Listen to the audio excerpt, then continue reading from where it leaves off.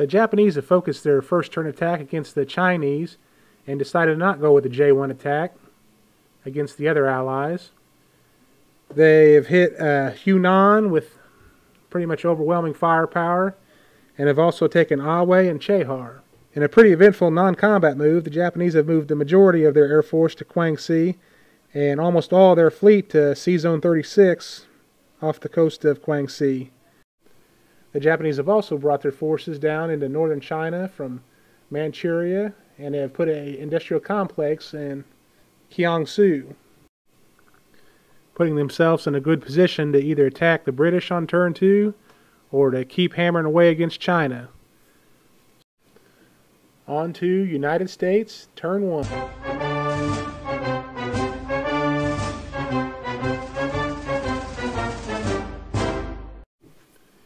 United States, turn 1.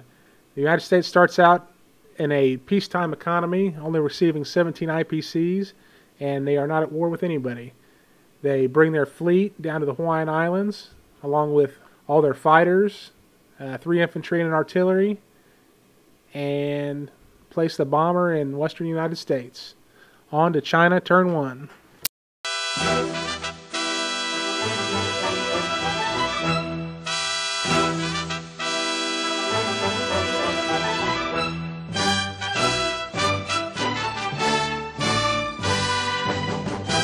As the only power starting off at war with Japan, the Chinese have decided to pull their forces back in the face of the overwhelming aerial superiority of the Japanese and have consolidated their forces in Sichuan, hoping to eventually get some reinforcements from their allies. On to Great Britain, turn 1.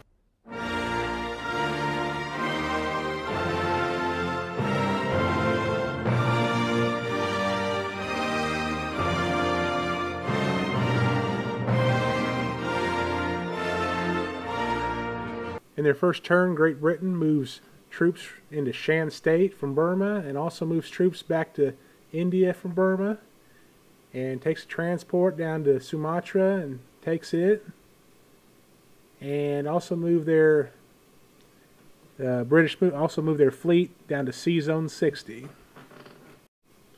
On to Anzac, turn 1.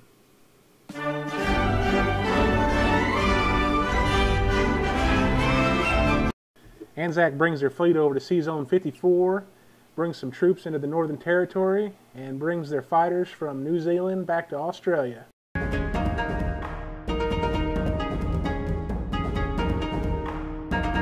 Japan continues their advance into China by taking Yunnan, Hopei, and Suyan. The Japanese also continue to bring troops down from northern China and from Manchuria, and also bring reinforcements down from Japan to Kwangsi.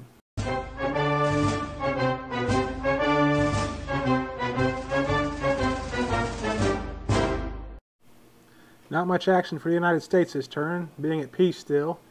They're going to bring down their bomber during non-combat and purchase another bomber. On to China, turn 2.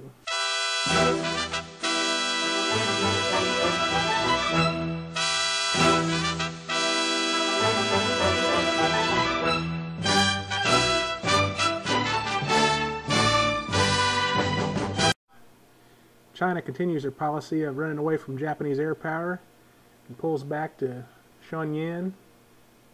On to Britain, turn 2.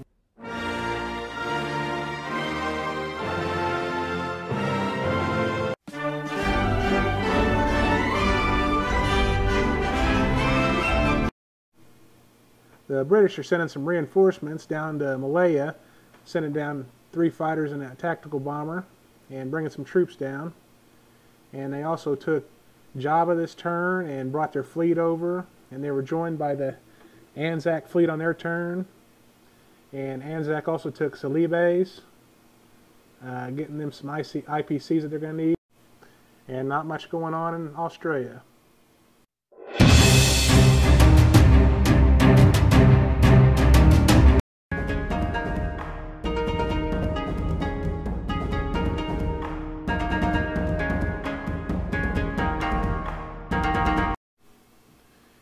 Japan launches a 2-pronged attack against Burma. coming from the north, from Yunnan, and landing troops via their almost their entire navy from the south of Burma, pretty much overwhelming them. They also launched an attack against the navy around the Philippines with 6 fighters, a destroyer, and a cruiser. And they also continue their advance into China, bringing them down to 3 IPCs worth of territories. And bring a blocker over to keep any new United States invasions from happening. And they will also bring some fighters up to their carrier during non-combat. And they also launch a submarine attack against the Anzac transports off of Salih base.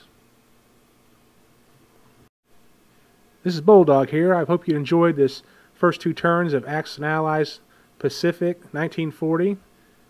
I will be producing another video with the rest of the game. And if you think you have any friends that would enjoy our videos, please share with them, like and subscribe, and leave any comments down at the bottom. We'd love for you to be part of the community. So, until next time, this is Bulldog signing out.